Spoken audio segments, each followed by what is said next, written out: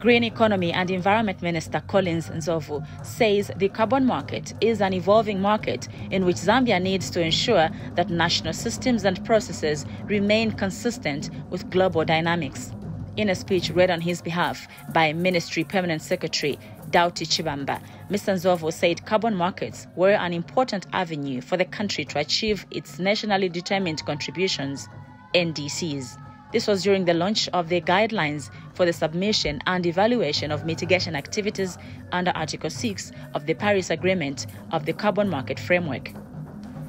These revised guidelines, which we are launching here today, for the submission and evaluation of mitigation activities under Article 6 of the Paris Agreement, will help to unlock opportunities for green investments in Zambia.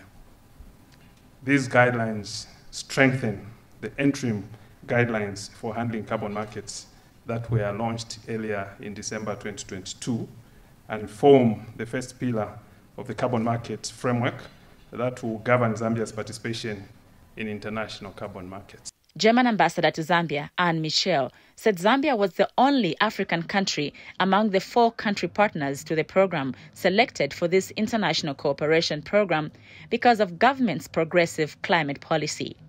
The program, with an overall budget of 20.4 million euros, was launched, which aims at preparing partner countries to engage in international carbon market transactions, meaningful mitigation outcomes, and sustainable development co-benefits. And representative of the Global Green Growth Institute, Angela Heinonen, expressed optimism of the success of the strengthened guidelines on carbon markets and called on the private sector to fully participate in the green growth process of the country. Our work with Zambia, as with other member states, is focused on helping it deliver on the UN Sustainable Development Goals, as well as the nationally determined contributions in line with Article 6.